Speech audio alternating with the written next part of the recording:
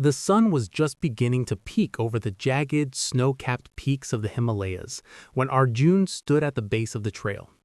The air was crisp and thin, biting at his lungs with every breath. He wasn't a mountain climber. He wasn't an athlete. He was just a man who felt like the world had moved on without him. At 35, Arjun had spent the last decade working in a small, windowless office in the heart of a noisy city. He had followed all the rules. He arrived early, stayed late, and never complained. But when the company faced a financial crisis, he was the first to be let go. His boss hadn't even looked him in the eye. That loss had triggered a landslide in his personal life. His confidence, which was already fragile, shattered completely. He felt like a ghost walking through his own life. For a month, he sat in his small apartment, watching the shadows move across the wall. He felt like a leaf blowing in a cold wind with no direction and no strength to fight back.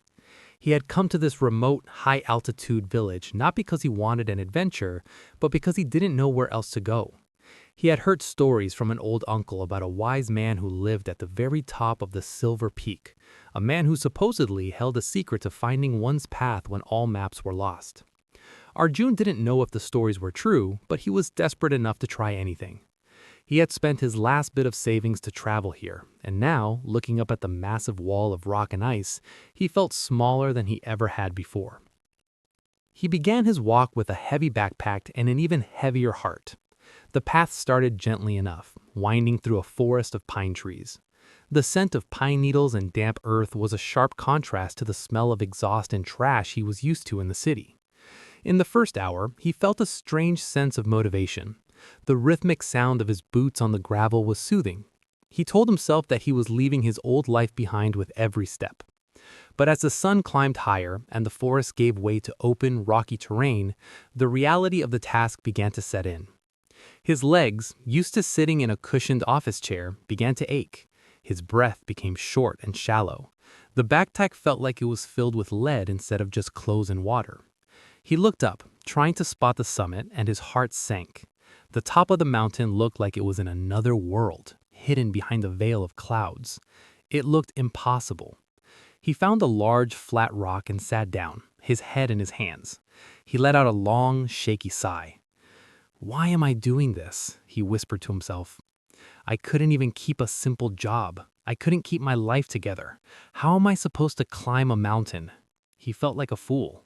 He was ready to turn back, to go back to the village and admit that he was exactly who he feared he was, a man who gives up.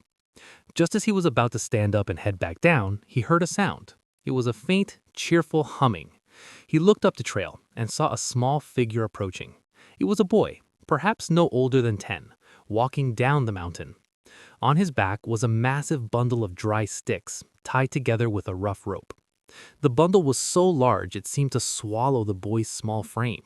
Yet he moved with a steady, rhythmic pace, his feet finding the gaps between the rocks with ease. Arjun watched him in complete silence. When the boy reached the rock where Arjun was sitting, he stopped and wiped sweat from his brow with the back of his hand.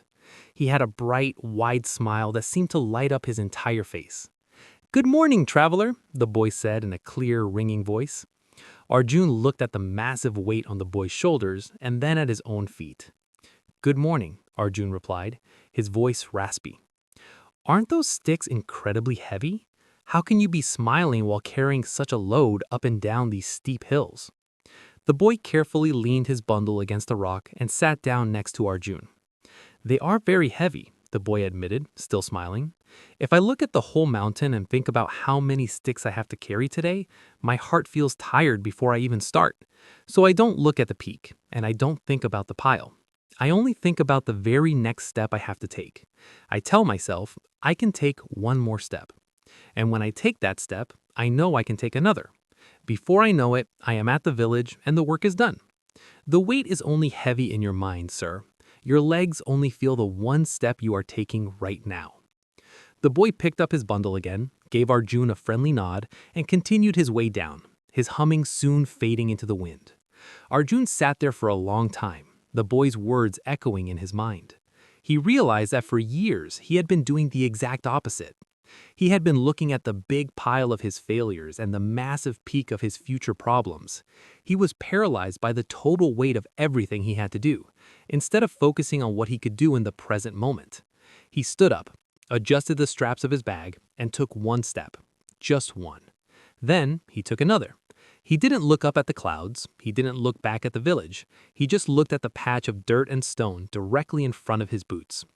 Whenever his mind started to wander toward his old boss, his empty bank account, or his fears of being alone, he gently brought his focus back to the rhythmic sound of his breathing and the feeling of the ground beneath him. Step by step, the morning turned into a long, hot afternoon. The air grew colder and the trail grew narrower. As the path became steeper, the rocks became sharper and less stable. Arjun's hands were scratched from where he had to steady himself against the cliffs. His throat was dry and every muscle in his body seemed to be protesting. He reached the point where the path suddenly split into two. The left path was wide, flat, and seemed to wind gently around the side of the mountain. It looked like an easy, comfortable walk. The right path was narrow, covered in loose shale, and went almost straight up a vertical incline. Arjun stood at the fork, hesitating. He was exhausted. Every part of him wanted to take the easy path. He felt he had suffered enough. But then he saw a small, weathered signpost stuck in the ground at the center of the fork. It was carved with old, simple letters. The easy road leads back to where you started. The hard road leads to the view. Arjun stared at the sign for many minutes. He thought about all the times in his life when he had taken the easy road, the safe job he didn't like, the conversations he avoided because they were difficult, the dreams he gave up on because they required too much work. Taking the easy road had led him to a life of quiet regret. He took a deep, shaky breath, shifted his weight, and turned toward the narrow, rocky path. He chose the struggle. As he began to climb the harder path, something strange started to happen. The intense physical pain in his legs didn't disappear, but it changed. It no longer felt like a sign of weakness, it felt like a sign of effort. He started to feel a sense of power he had never known. Every time he successfully pulled himself up a ledge or navigated a slippery section of shale, he felt a small, bright spark of victory inside him.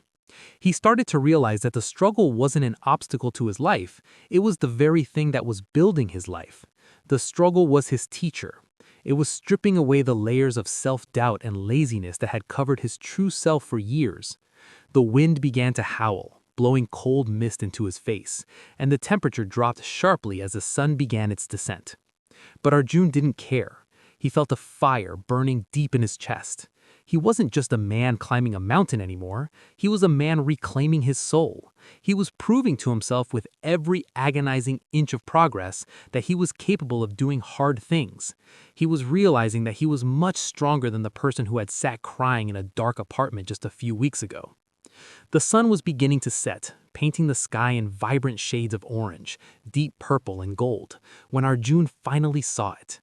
Near the very summit of the mountain sat a small, humble cabin made of dark wood and stone. A thin trail of smoke curled from the chimney. Outside the cabin, sitting on a simple wooden bench, was an old man with hair as white as the snow that covered the highest peaks. The old man was holding a steaming cup of tea and looking out at the vast horizon.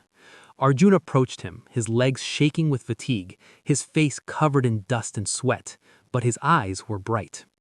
"Are you the wise man?" he asked, his voice barely a whisper. The old man didn't look surprised. He simply looked at Arjun and gave him a warm, knowing smile. It was the same kind of peaceful, effortless smile the little boy with the sticks had. "I am just a man who enjoys the view," he replied gently. "But come, you have traveled a very long way. Sit, rest your weary bones. Tell me, traveler, what did you find on your way up the mountain?" Arjun sat down on the bench, the warmth of the cabin's wall at his back. He told the old man everything. He spoke about his failures, the crushing loss of his job, his fear of being a nobody, and how he had almost turned back at the very beginning. He told him about the boy who taught him the power of the next step and the choice he made at the fork in the road. He spoke about the pain and the fire he felt in his heart during the steepest parts of the climb.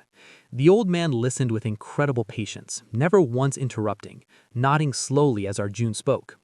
When Arjun finally finished his story, the old man stayed silent for a long time, looking out at the valley below. The village where Arjun had started was now invisible, buried under a thick, soft blanket of purple mist. "Look down there," the old man finally said, pointing his finger toward the clouds.